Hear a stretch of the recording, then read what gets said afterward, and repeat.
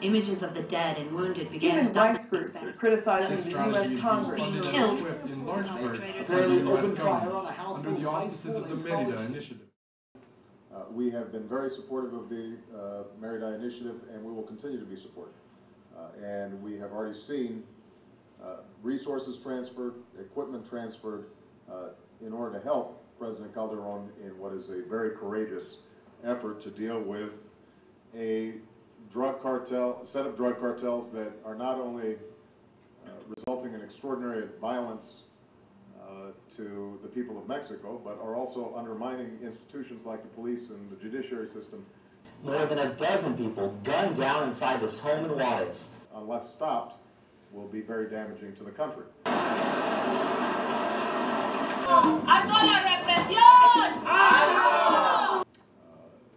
This battle against the cartels, I have great confidence in President Calderon's administration applying the law enforcement techniques that are necessary to curb the power of the cartels, but doing so in a way that's consistent with human rights. What about Crime Mexico, the Mérida Initiative that Amnesty International supported? Do they have rights too? What about the victims of human rights in Mexico, Mr. Cox? Why is Amnesty International not opposing the war on drugs? I'm confident that as the national police are trained. Why have you supported the war on drugs, which is really a pretext for militarization of Latin America? As the coordination between the military and local police officials is improved. You have a lot of power, and you can say no. You can say no to the Mérida Initiative. Real people are suffering because of it. There's going to be increased transparency and accountability, and that human rights will be observed. The numbers are staggering. 1,000 people killed in just the first 2 months of 2009, 6,300 in 2008, and more than 2,500 in 2007.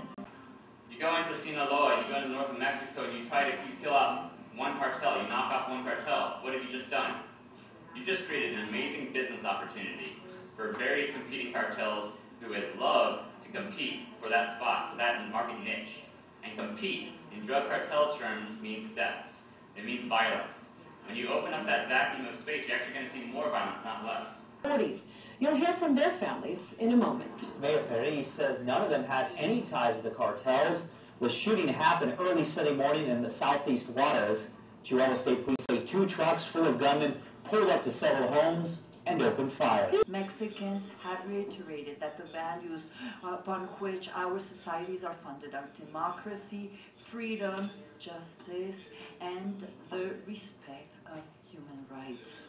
Human rights groups are criticizing the U.S. Congress for releasing a portion of the funds for anti-drug package, the Mérida Initiative, to Mexico, despite concern over accusations that the Army has committed serious human rights violations. First of all, my government has an absolute and categorical commitment with human rights.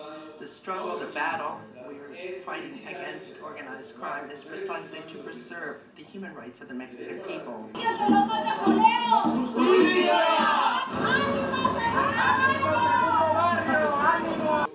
There have been a very scrupulous effort to try to protect human rights in all cases. And anyone who says the contrary certainly would have to prove this. Any case, just one case where the proper authority has not acted in a correct way. Please don't harm my son and my husband. My son is only another student that doesn't have anything to do with the situation. I don't know why they took him from my house. They don't give us any explanation. They only hit us. Hard. We're hitting at the heart of the organizations. We're making them back away.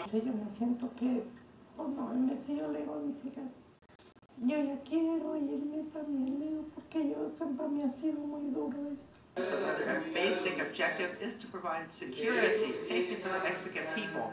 This is something that Mexican people are entitled to, that their family, that their children can go out into the streets, they can go out to play. They can... The basic thesis here, the premise upon which our criticism is placed is that this is a demand-driven business.